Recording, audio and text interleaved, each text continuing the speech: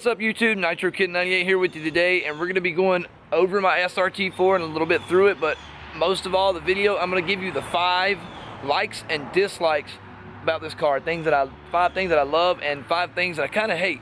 And we're going to basically start from least to greatest in both categories, and we're going to start with the things that I love about my SRT-4 first, because I kind of like getting my dessert first. So anyway, the things that I really like, one of I guess this is the first thing that I like about the SRT-4, is coming from a background of a 2G neon. Dodge did such an incredible job of taking that ugly ass car and turning something as gorgeous into this. I know the car still doesn't get a lot of respect in the import and or tuner community. Technically it's not an import, but it really does deserve it. I haven't really drove it that much, but from what I have drove it, it's absolutely an awesome car. Tons of power, tons of torque. It's not a bad little car, and the fact that you can just look at a 2G neon and see what it looks like and see just how good this thing looks with a different bumper, rear bumper, a different front bumper, and a different side skirt and a spoiler is an absolute massive transformation. I also like the fact that they kind of went with the kind of Evo STI thing and threw in some racing seats too, like they have in those cars, to give it that kind of upper sports car feel, kind of like an upper 4-banger feel, an upper model 4-banger, I guess.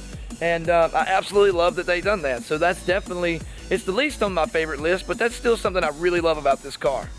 Since I'm starting from the bottom, the 4th thing that I absolutely love about this car is the fact that it's a 4-door. And I like that about the Evo and STI as well. Being that I have a young little girl that's a 1.5 years old, the 4-door absolutely comes in handy. But even though it's a sporty car, it still has the room and the convenience of your little grocery getter, but your grocery getter on steroids, which is an absolutely awesome thing. It's roomy. When we go to car shows, I know that I'm gonna have plenty of room. I learned that from having the Gallant, and it's just, you don't really understand exactly how good it is to have a 4-door until you do have a 4-door. I know it does have its drawbacks versus a 2-door and or a coupe, but I absolutely love the fact that it's extremely roomy. And if I want to go chill with my buddies and they, one of their cars down, I got 4 seats, so I'm ready to rock and roll. All right, so the 3rd thing that I absolutely love, it's the 3rd thing I absolutely love about the SRT-4 is I absolutely love the way that it sounds. And anybody that hears an SRT-4, it's kind of like a soupy. You can hear it coming and you know exactly what it is. It's got that unforgettable sound. The caliper also has it too, which is just an absolutely amazing sound. I like the fact that every time you shift, you get that gurgle, you kind of get that little backfire pop, which is absolutely unmistakable. It is a beautiful sound. It absolutely drives me wild about an SRT-4, and like I say, it has that signature fact to it. You can hear that sound and automatically know exactly what's coming your way.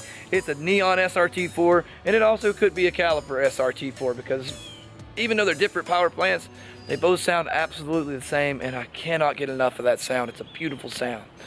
All right, the 2nd thing that I absolutely love about this car, which is probably the reason that it became as popular as it is, but I like it for a whole nother reason. The fact that it is a factory turbo car. A lot of people like that for the fact that you don't have to have the knowledge to have the fun.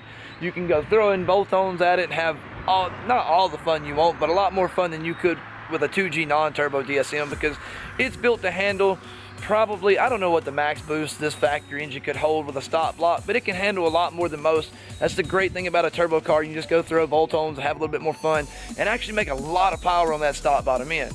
But the reason that I like it is in modifying it and with a built block, everything's there, everything's kind of figured out for you because it was already turboed. So really, even though you're putting a bigger turbo on it, it's pretty much staying the same principle because everything's already there in its place, has its position. Intercooler already has mounts for it. It's already got the routing for the intercooler piping figured out. It's already got the way the manifold goes in there figured out to get it to fit in there like it's supposed to and not be completely clusterfucked. They got the turbo set up, everything really figured out, and the fact that it makes it easy to buy downpipes for. I mean, I know for the Civics and stuff like that it is, but it's just because they're hugely popular. But on this, and the fact that being a factory turbo car has so much more aftermarket support, which makes it so much more fun to mod because you have so many more choices to go with. And I absolutely love that about this car. That is probably really one of the biggest things that I think drives the SRT-4 in popularity as it is the fact, once again, it's a factory turbo car. Even though it looks amazing, if it wasn't for that turbo, I don't think many people would still want it because it would be just a neon. All right, my absolute favorite thing about the Dodge Neon SRT-4 is the fact that it has a flashable, tunable ECU. Coming from the 2G non-turbo world where you have nothing You can do nothing really with the factory ECU. It's pretty much locked up tight, takes all your fun away, does nothing but try to detune everything you do to it. It is an absolutely wonderful thing. And if you live in North Carolina like me, where the emissions are extremely strict, where they actually plug your car up to the computer, if you're in a state like that, this is an awesome thing to have. Especially when you're like me and live literally 5 minutes away from Nigel Alexander, which is like one of the top SRT-4 tuners there are, because I can cut check engine lights off, turn all that stuff off, and still pass emissions and not have to worry about it, which I still need to go do that. I was supposed to go do it Monday, but ever since I've been sick last week, I have seriously been slacking. That's why I haven't put in as many videos up. But we're gonna go get that done. We're probably gonna get a very light tune thrown on it. With some of the codes that it's throwing, we're actually under the belief that this thing might have a stage 2 Mopar or some staged Mopar ECU. We're not exactly sure yet, but it keeps throwing an automatic transmission code, and well, it's not automatic. So that's a very common problem with those ECUs. And we're gonna have him turn that off and actually go in there and look into it, because I'm still new to the SRT-4 community. I'm still kind of learning how to tell the differences between this part and that part. I'm gonna get there very quickly, but we're gonna look into that, and if it does, we're probably not gonna play with it too much. If it's actually a factory ECU, just some funny stuff going on in there for some odd reason, we're gonna throw a light tune on it. I don't want no extreme power. I'm honestly looking for reliability out of this car. I'm not gonna go crazy with it. But I do love that fact, especially like I say with the way our emissions are. It allows me to have the car that I want, the fun that I want, and not have to be held back by emissions. So anybody out there in the state that doesn't require emissions, you're extremely lucky. Don't take that for granted. All right, so we went over the things I absolutely love about the car. So now it's time to eat our vegetables and the stuff that we don't like. And let's talk about the things that I just don't like about this car. Not quite hate, but I don't much care for. The number one thing that I don't really care for about the car is basically the reputation that it has. I think the reputation that it has is kind of undeserving, because I mean, like I said, I haven't drove it that much. Absolutely gorgeous car. The mean looks is definitely backed up by the 2.4 liter turbo engine. I mean, it does a very fine job. I really like the transmission. It's very consistent. It's dead on. It's a very, very good feeling gearbox. I really like that. I just don't really feel like it gets a fair shot in the game. It's always called just a neon, which doesn't bother me because I like neons. I don't like the second gen, but this version of the second gen, I absolutely love it. I really love the first gens, but I guess that would be one of the things I don't like about it. Everywhere you go, you get a little bit of hate.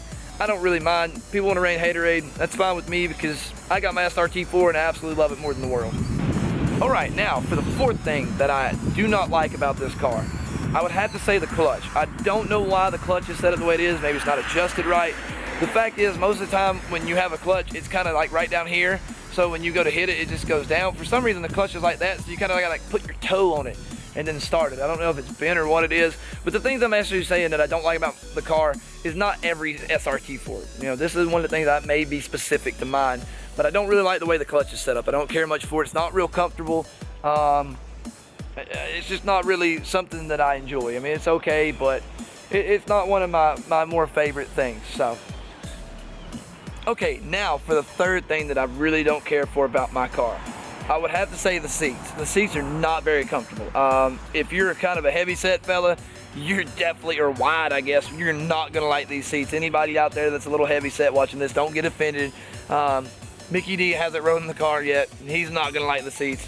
The FRS seats are kind of uncomfortable for him, and honestly I think they're a lot more roomy than this one. They're not wide at all. I mean, otherwise they're pretty comfortable, but I just don't care much for the way they're set up with the width. It's just not very comfortable for me. So like anybody bigger than me, not gonna like it. I'm a 34 waist, so like I'm not that big. I'm not that big at all. So like if I'm having a little bit of trouble feeling comfortable with them, I know other people are gonna feel a little trouble feeling comfortable in them. And the other thing I don't like about the seat is the fact that it's a racing seat, but it has no pass-throughs for harnesses. Like, I just don't care for that.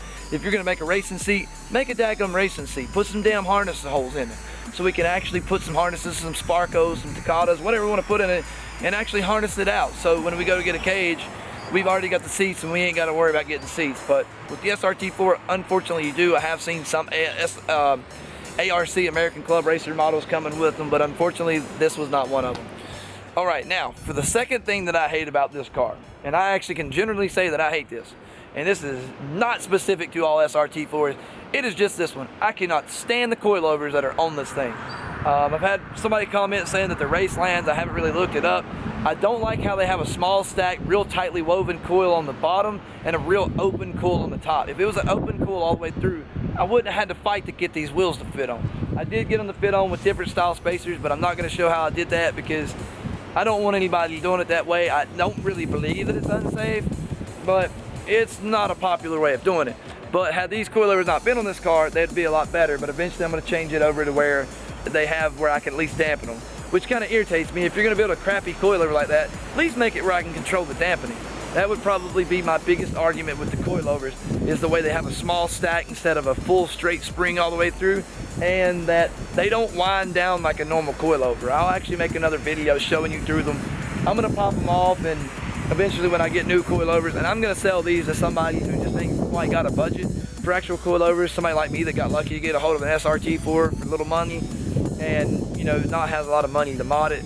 Even though they're not great coilovers for somebody on a budget, they would be really nice coilovers. I don't much care for them, but that is definitely number 2 on my list. All right, so now time for the number 1 thing that I hate about this list, and then I get to wrap this video up. But this is probably the biggest, absolute biggest thing about the Neon that I do not like. Now, I want to kind of go back a little bit and give you some background, and then it'll explain why I don't like this. Probably 4 years ago, me and my wife had like an 02 Neon. It was purple, just a base model, not an SXT or nothing like that, just a base model Neon. And it wasn't the worst car, the AC still worked, but otherwise, yeah, it wasn't that great of a car. But having owned that, let me kind of have a look into what a normal Neon is versus an SRT-4. Now, the thing that I absolutely hate about the SRT-4 is down to bare bones, it is still a Neon. Any SRT-4 owner that watches this and doesn't like that, I'm sorry. You kind of got to eat it. It is what it is. It's a true fact. It is still deep down a Neon. And the reason I say that, the interior is extremely cheaply put together. The dash, not very well put together. The way all the AC and stuff, it's just, I don't know, it feels cheap. It has that real cheap feel to it. And the fact that lets you know that it's cheap, you have a power window up here, and you have a manual window in the back. Anybody that has never owned a Neon, they're manual windows. Let me get you back there. I'll actually show you.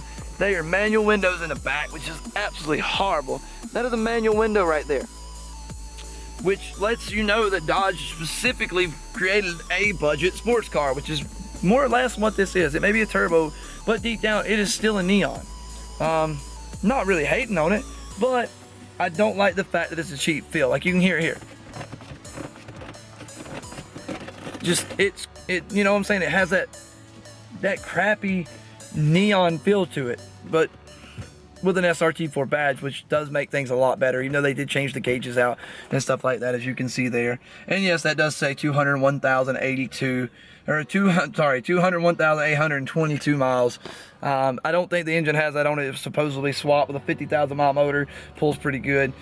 But I'd have to say that is the one thing I do not like about the Neon most, is it's just kind of a cheap feel. The sunroof leaks, and you could tell that it was one of those cars that if not taken care of, it was not going to hold up well. Luckily, I got a hold of this thing before they destroyed it and bringing it back to life. So I'm really glad that I have one. I absolutely love my car. Once again, not a big fan of the cheap feel, but it's a very, very affordable turbo car that has the style, the aggressive looks that can kind of compete with the Evo and the STI. No, it's not all-wheel drive. I know a lot of people are going to bag the fact that I said that, but to me, it's got the horsepower, it's got the potential and everything just like those cars do, even though it's not an all-wheel drive model. The difference is you're not going to get a hopped up interior. You're not going to get an extremely nice all the way throughout, because this was something that Dodge did pretty much to answer the call to all those factory turbo 4-cylinders. This was their answer to it, and personally I think it was a great answer. But I think other than leaving everything kind of stock like a factory Neon, normal Neon, I think they should have put a little bit more R&D and a little bit more development in the interior and other creature comforts that should have came with it versus the normal Neon, even the upgraded version of the normal Neon. So anyways, guys, this has been Nitro Kid 98. I hope you liked the video. I hope I didn't make anybody mad by dissing certain things on SRT-4 that they may like. Everybody's different. This is just my opinion on my Neon. But like I say, it's been Nitro Kid 98. Please like the video. If you have a comment or a question, anything, post it below. I'll be more than happy to answer. I try to answer everybody's questions. I know I've missed a few, and I'll get back and try to get those right. And there's a button that's either here or here. I have no idea where it is because I'm filming and talking to you right now, and it's a shiny red button that says subscribe. You need to hit that sucker right now. And if you haven't checked it out, go check out the Nitro Kid 98 Facebook page. Go into Facebook, go in the toolbar, type in Nitro Kid 98, and hit the like button when the page pops up. A lot of good stuff comes there before we put videos up. Normally they hit there first. I'm trying to get all that worked out to where I have somebody helping me manage that page so we can get things up extremely quick and be very, very, very, very up to date on that page a little bit more than we are now, even though we're doing pretty good now for what we got going on. So anyways, guys, Nitro Kid 98.